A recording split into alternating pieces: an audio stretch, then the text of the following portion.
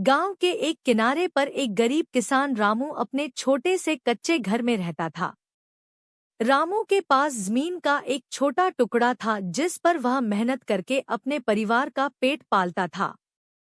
रामू की पत्नी, एक छोटा बेटा और उसका वफादार कुत्ता शेरू ही उसका पूरा संसार थे।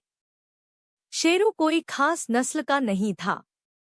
वह एक साधारण देसी कुत्ता था जिसे रामू ने कई साल पहले गांव की सीमा पर घायल अवस्था में पाया था।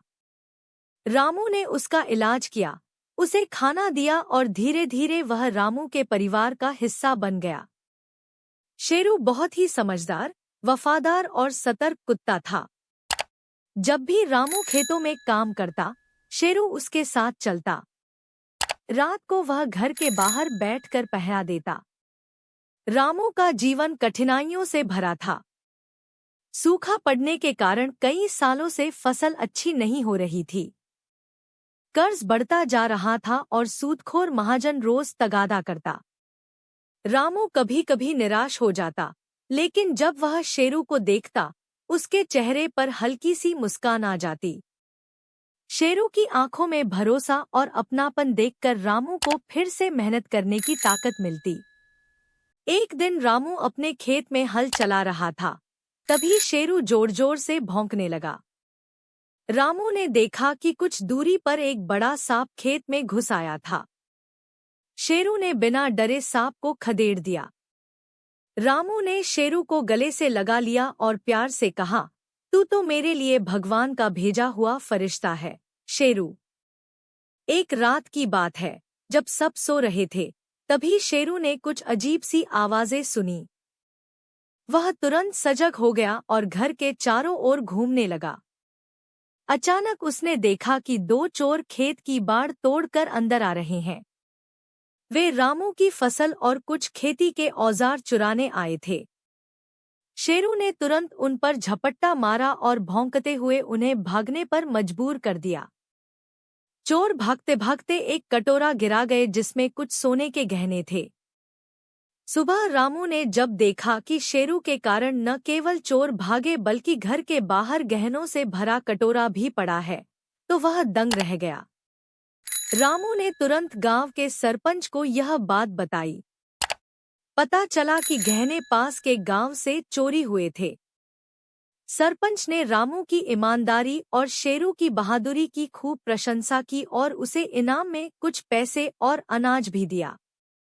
अब शेरू सिर्फ रामू का नहीं, पूरे गांव का हीरो बन गया था। बच्चे उसे प्यार से शेर बहादुर कहने लगे। जब भी कोई अनजान व्यक्ति गांव में आता, शेरू सबसे पहले उस पर नजर रखता। गांव वाले अब अपने घरों की सुरक्षा के लिए भी शेरू जैसा कुत्ता पालने लगे। लेकिन किस्मत ने एक बार फिर रामू की परीक्षा ली। एक रात रामू का छोटा बेटा गंभीर रूप से बीमार हो गया। गांव में कोई डॉक्टर नहीं था और सबसे पास का अस्पताल 5 किलोमीटर दूर था। रामू के पास कोई सवारी भी नहीं थी। वह दौड़कर मदद मांगने निकला, लेकिन देर रात होने के कारण कोई जागा नहीं। तभी शेरू ने रामू की व्याकुलता को समझा।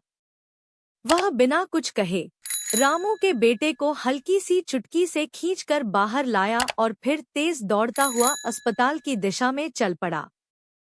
रामू समझ गया कि शेरू डॉक्टर को बुलाने गया है।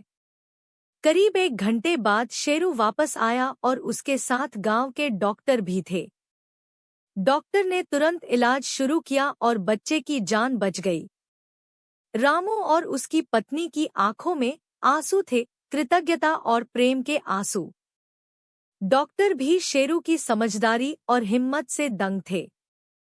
उन्होंने कहा, मैंने अपने जीवन में ऐसा कुत्ता कभी नहीं देखा।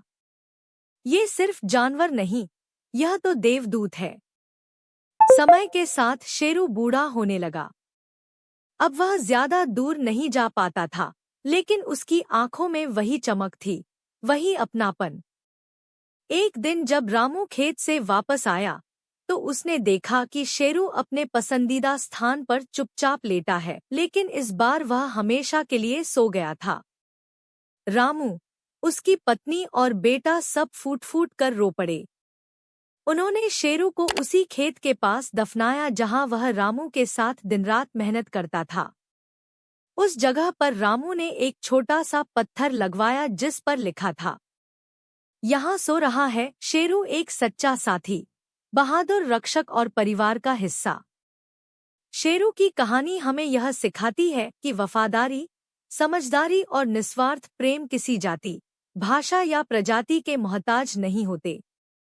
एक गरीब किसान और उसके साधारण से कुत्ते की यह कहानी इस बात का प्रमाण है कि रिश्ते दिल से बनते हैं और सच्चा साथ वही होता है जो हर परिस्थिति में आपके साथ खड़ा रहे। ऐसी ही नई नई कहानी सुनने के लिए मेरे चैनल को सब्सक्राइब जरूर कीजिए, वीडियो को लाइक कीजिए। धन्यवाद।